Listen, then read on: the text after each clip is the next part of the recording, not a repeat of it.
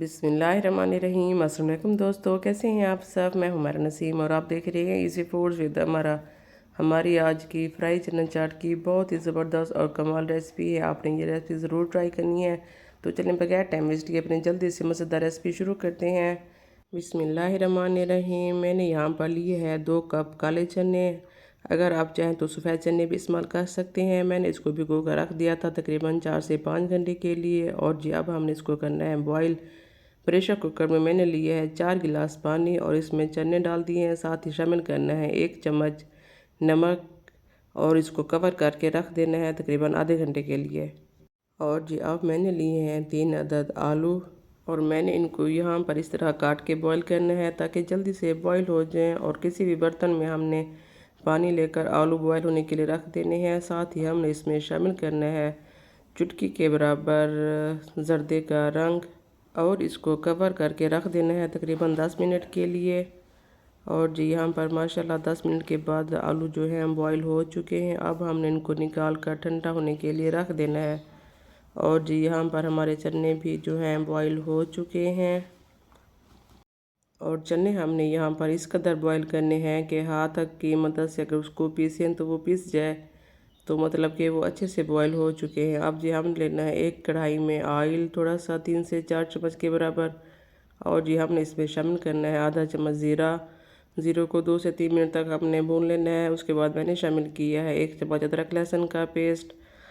ادرک لہسن کے پیسٹ کو ہم نے اچھے سے بھون لینا ہے تاکہ پیاری سی خوشبو پھیل جائے۔ اب ہم نے اس میں شامل کرنے ہیں بوائل کیے ہوئے چنے، اور چنوں کو ہم نے ادرک لہسن کے پیسٹ میں اچھے سے جو ہے وہ فرائی کر لینا ہے۔ اب ہم نے اس میں شامل کرنا ہے آدھا چمچ نمک، آدھا چمچ لال مرچ، اور ساتھ ہی ہم اس میں شامل کر رہے ہیں آدھا چمچ کٹا ہوا خشک دھنیا، آدھی چمچ کالی مرچ، آدھا چمچ کٹا ہوا زیرہ، آدھا چمچ اجوائن، اور آدھا چمچ چاٹ مسالہ۔ ان تمام چیزوں کو اچھے سے مکس کرنے کے بعد ہم نے اس میں شامل کرنا ہے تھوڑا سا پانی جو میں نے چھولے بوائل کرتے ٹائم نکال لیا تھا، اور اس کو کور کر کے رکھ دینا ہے تقریباً 5 سے 10 منٹ کے لیے۔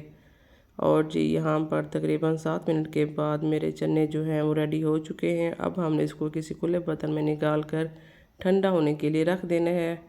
ٹھنڈا ہونے کے بعد ہم نے اس میں شامل کرنے ہیں بوائل کیے ہوئے آلو جو کہ میں نے اس طرح سے کاٹ لیے تھے۔ ساتھ ہی ہم نے اس میں شامل کرنے ہیں باریک کٹا ہوا پیاز، اور پیاز میں نے یہاں پر 1 لیا ہے درمیانے سائز کا، 1 درمیانے سائز کا میں کھیرا استعمال کر رہی ہوں۔ ساتھ ہی شامل کریں گے 1 درمیانے سائز کا ٹماٹر، 4 سے 5 عدد سبز مرچ میں نے لی ہیں۔ اور ان تمام چیزوں کو اچھے سے مکس کرنے کے بعد ہم نے اس میں شامل کرنا ہے باریک کٹا ہوا سبز دھنیا، اور اس کو ہم نے پھر سے کر لینا ہے مکس۔ ماشاءاللہ سے اتنی پیاری لوگ، اتنا اچھا ٹیسٹ کہ آپ دعائیں دیں گے مجھے سچ میں۔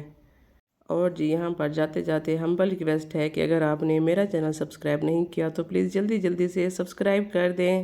ماشاءاللہ ہماری مزیدار زبردست فرائی آلو چنا چاٹ تیار ہو چکی ہے، بہت ہی کمال ٹیسٹ کے ساتھ۔